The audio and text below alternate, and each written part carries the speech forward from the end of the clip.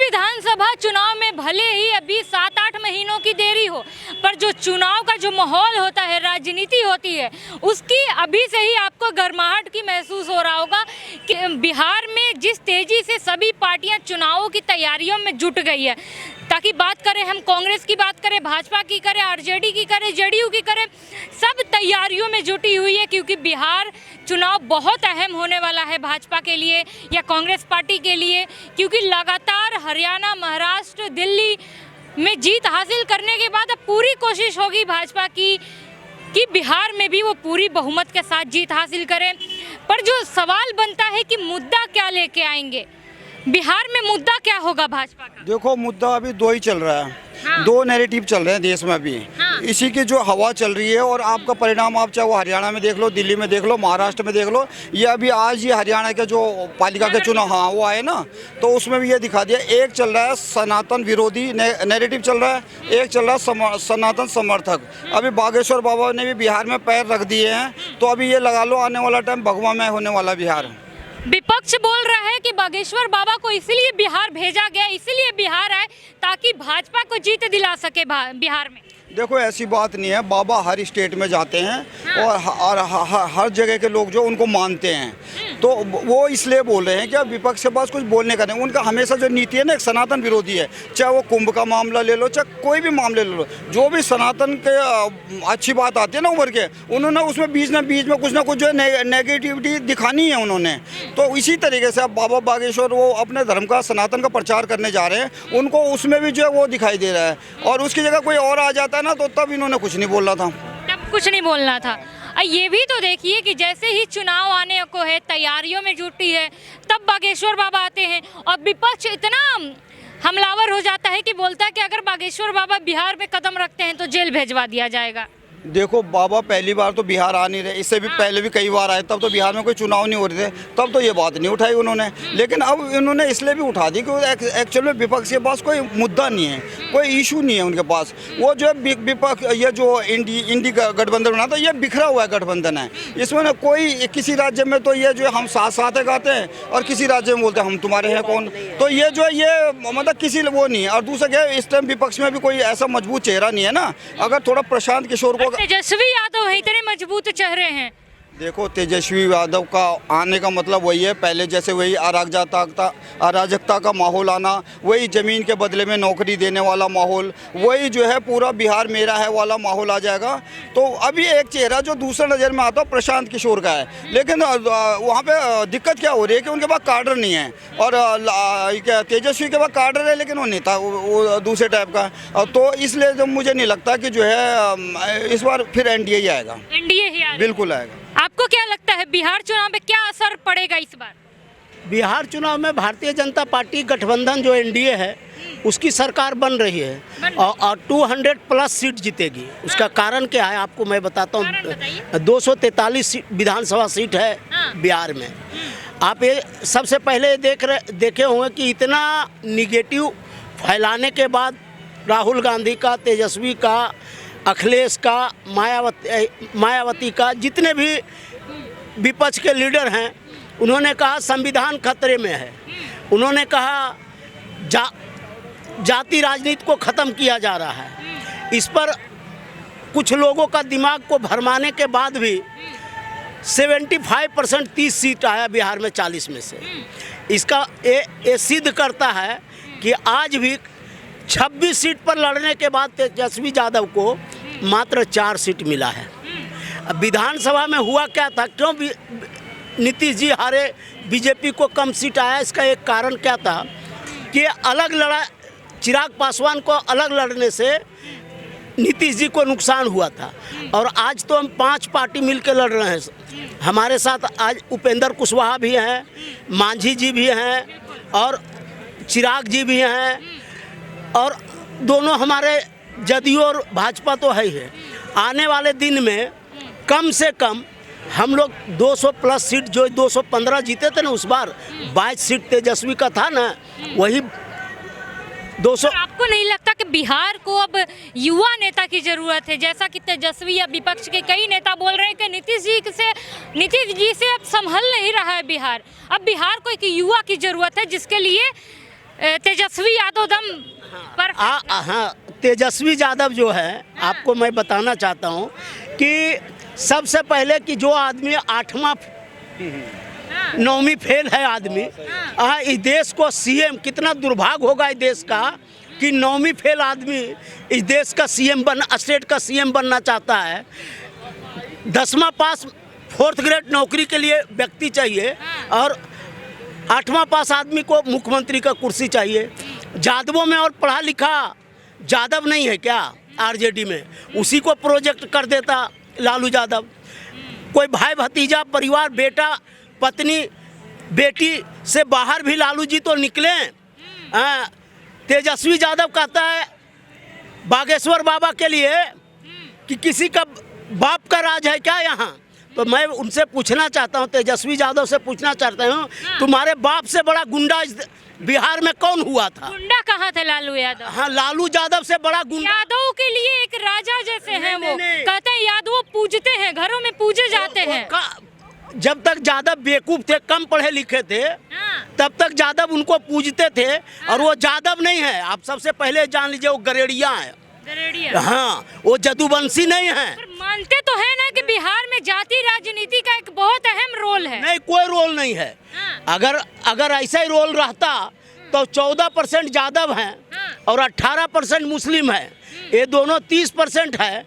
Other caste का अगर vote इनको 10% भी मिल जाता तो ये सत्ता में भी, विधानसभा में भी आ जाते और लोकसभा में भी आ जाते। आपको क्यों लगता है कि बिहार में एनडीए की सरकार ही बननी चाहिए? क्या कमी है आरजेडी में? बननी चाहिए नहीं, एनडीए की सरकार बिहार में बन रही है। किन मुद्दों पे आएगी? हाँ, किन मुद्दों पर आएगी, ठीक बात है। अगर आप 2005 से पहले बिहार की स्थिति देखे होंगे तो आप पटना राजधानी है ना, वहाँ भी 6 बजे के बाद एक जवान लड़की नहीं चल सकती थी। माँ बाप जो था वो चिंतित रहता था कि मेरी बेटी गई है तो लौट के आएगी कि नहीं, हमारी बहन गई है तो लौट के आएगी कि नहीं, हमारी पत्नी गई है तो लौट के आएगी कि नहीं। गुंडा राज था। सीपी ठाकुर के यहाँ 5 गुंडे आए, माफिया, और 5 रिवाल्वर रख दिए। हम उनकी बात कर रहे हैं, भारत का स्वास्थ्य मंत्री का, सबसे बड़े डॉक्टर का। तो रख दिया और उसके बाद बोला कि 50 लाख रुपया आपको देना होगा, आपको 48 घंटे 72 घंटे के अंदर पहुंचाना होगा। हम उस फोन करके आपको बताएंगे। बिहार में ये सब क्राइम नहीं है? नहीं, आज की तारीख में वो क्राइम नहीं है। और जब वो 5 लालू से वो मिलने गए कहने के लिए कि देखिए मेरे साथ ऐसा हो रहा है, तो 5 वहीं बैठा था लालू जी के साथ। अच्छा। और लालू जी क्या बोले सो सुनिए।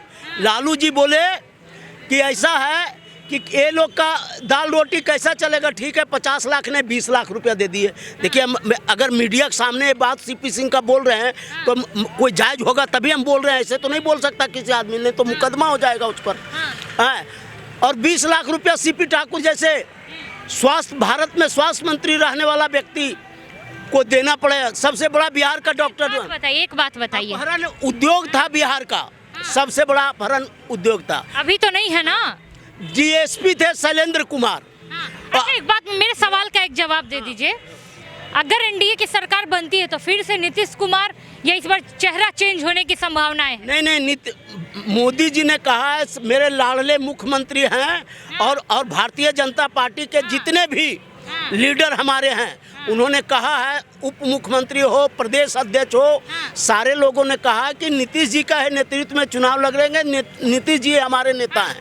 तो लगता है कि नीतीश जी से सरकार अब संभलेगी? नहीं, सरकार तो संभलेगी, लेकिन मुझे नहीं लगता नीतीश जी अगले 5 साल तक लगातार मुख्यमंत्री रहेंगे। मुझे ऐसा लगता है कि वो कुछ टाइम तक मुख्यमंत्री रहेंगे, उसके बाद वो जो है सेंटर उसमें चले जाएंगे, सेंटर की राजनीति में चले जाएंगे किसी बड़े पद पे, और वहाँ पे कोई नया चेहरा आएगा एनडीए की तरफ से। नया चेहरा अगर मान लेते हैं कि नीतीश जी को हटा दे, तो अगर नीतीश जी के अलावा अगर किसी एक को बनाना हो तो कौन बिहार का होना चाहिए? देखो मैंने एक मिनट में, वो नीतीश कुमार जी को हटाया नहीं जाएगा। नीतीश कुमार जी खुद सेंटर में किसी बड़े पद पे जाएंगे सेंटर में, मुझे ऐसा लगता है।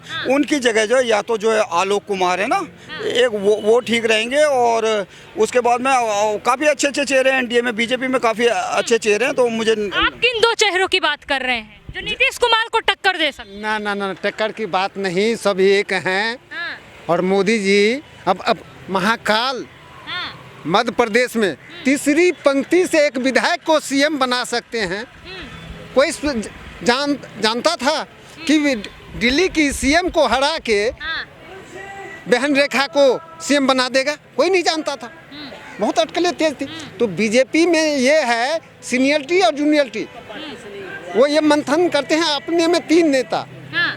मिल के। उनका नाम बताइए जो बिहार में लगते हैं कि सीएम नीतीश के चेहरे पे या नीतीश की जगह वो निभा सकते। 2 ही आदमी हैं बहन। एक लोटा पानी का परिवार में जो हो जाए, हाँ। सेकंड में चिराग पासवान है। चिराग पासवान। हाँ, लगता है उनसे संभल जाएगा। न युवक है, हाँ। उस थोड़ा सा भी डिस्टेंस और कमी महसूस होगा तो हेलो, आजकल फ़ोन पे सब कुछ हो जाते हैं, केन हस्तक्षेप करते हैं और उनको कहते हैं कि यहाँ तुम गलती कर रहे हो। आज बीजेपी में सीनियरिटी जूनियरिटी, बीजेपी पूरी बहुमत से नहीं आ सकती है, एनडीए का सहारा जरूरी है भाजपा को बिहार चुनाव में। बहन वहाँ है जातिवाद। अब जैसे मध्य प्रदेश में चुनाव होने जा रहा था तो अखिलेश को क्या बताया कांग्रेस? चूरकूट। लालू यादव के सिपाही विधायक था तो उनको क्या बोला? एक उन्हीं का बेटा तेज प्रताप क्या कहता? एक लोटा पानी के बराबर है। तो ऐसी मानसिकता वाले को आप सीएम बनाएंगे क्या?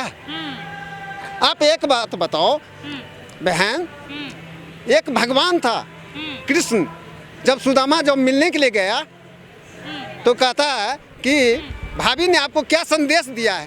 कहता नहीं, कुछ नहीं है, कुछ नहीं है। तो भुजा खाया तो सुदामा जी उनके घर पे ही हैं और जहाँ से सुदामा जी आए उनका बंगला बन गए। आप ये भी अच्छा, बिहार में क्या विकास देखने को मिला जब से जेडीयू की सरकार? विकास गिनवाइएगा। हम विकास गिनवाते हैं। सबसे पहला विकास हुआ कि बिहार में रोड रास्ता जो था टूटा हुआ था, कहीं रोड नहीं था बिहार में। सब जगह लोग ट्रेन के लाइन में लगे रहते थे। या जो स्थिति है आज, हर गली हर जगह रोड बढ़िया बना है, पहला चीज़। दूसरा, हर गांव में बिजली आया है, समझे कि नहीं? आज 3 गो एम्स बन रहा है बिहार में, समझे कि नहीं? ये विकास का सबसे बड़ा परिभाषा है। उसके अलावा हर घर में नल से जल आ रहा है, उसका व्यवस्था 90% हो गया है। आप देखिए, एक एयरपोर्ट पटना था, आज देखिए दरभंगा एयरपोर्ट, एक राजगीर एयरपोर्ट, गया एयरपोर्ट, इतने एयरपोर्ट बने हैं जो आप सोच रहे थे विकास की गंगा बह रही है। पर सबसे ज्यादा विकास के पुल भी ढहे हैं बिहार में ही। पुल इतने बने, करोड़ों लगे, बट उसमें कोई आदमी या एक गाड़ी नहीं चल पाया, उससे पहले ही गिर गई। वो पुल जो गिरा एक तेजस्वी जी के रीजन में बना, वही मिनिस्टर भी थे। हाँ। और वही पुल गिरा पहला। हाँ। और दूसरा पुल भी गिरा। मैं उसको मानता हूँ कि कहीं कुछ त्रुटियाँ होगी जिसके कारण ऐसा हुआ है। लेकिन एक बात बताता हूँ कि आज भी जो जंगल राज था वो ख़त्म हो गया, विकास हो रहा है। लड़कियां साइकिल से स्कूल कॉलेज जा रही है। बात बताइए, जब शराबबंदी हो गया, भ्रष्टाचार लालू यादव के सरकार में भी था। हाँ, भ्रष्टाचार नीतीश जी की सरकार में भी है। दोनों में अंतर क्या है? बहुत अंतर है। हाँ। एक वो भी जाति की राजनीति करते थे, ये भी जाति की राजनीति पे है। वो जाति परिवार की राजनीति करते थे।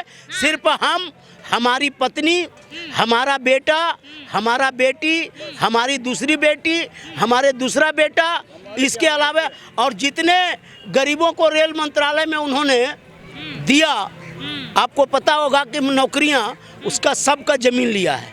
आपको शायद पता नहीं है, कांति सिंह को मिनिस्टर बनाने के लिए उन्होंने कई एक एकड़ मेन रोड पर, हाईवे पर जमीन उसका लिया।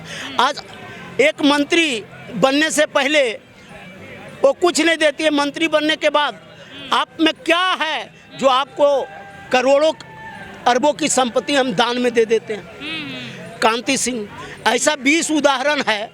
आज जो मॉल बन रहा है, जो तेजस्वी यादव कहते हैं कि हम बहुत ईमानदार हैं, यहाँ डिफेंस कॉलोनी में जो इनका कोठी है, उसको जानते हैं आप कितना में लिए हैं? वो 2 लाख रुपए में रजिस्ट्री कराए हैं, जो जिसकी मार्केट वैल्यू 20 करोड़ रुपया हो, वो 2 लाख में कैसे आप रजिस्ट्री करा सकते हैं? जो आपके यहाँ 5,000 का नौकरी कर रहा हो स्टाफ, वो स्टाफ आपको 10 करोड़ का प्रॉपर्टी गिफ्ट कर देता है।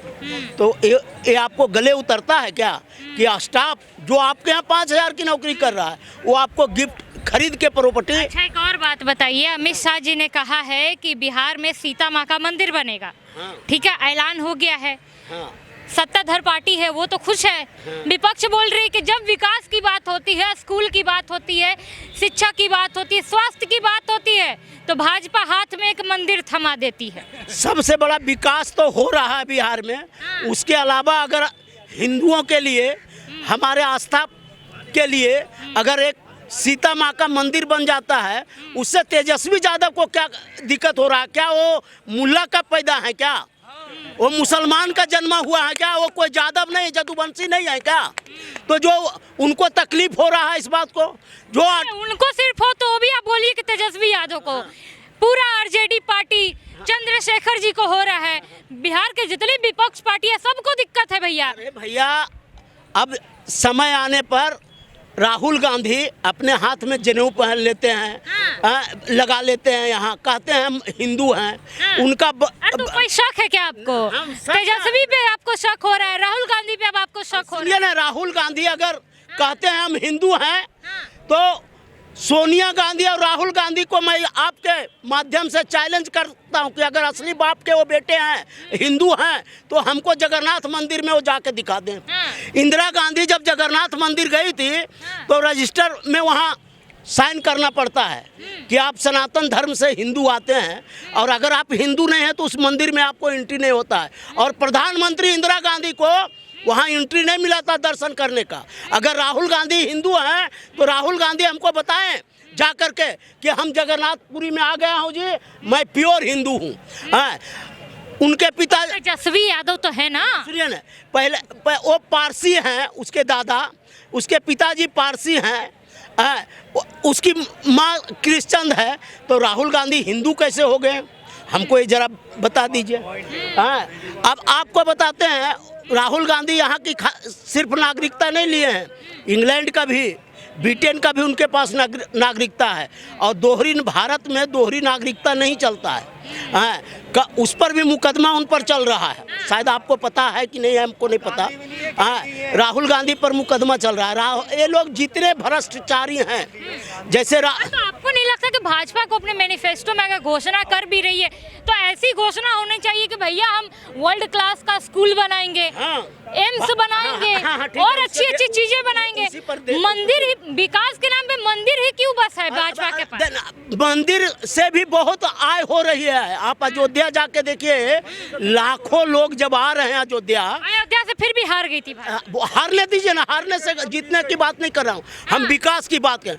आज कुंभ मेला में जो हुआ, इससे जानते हैं आपका 3.5 लाख करोड़ का लाभ हुआ, और भारत का जीडीपी 1% बढ़ गया, और यूपी का कम से कम 3% बढ़ गया।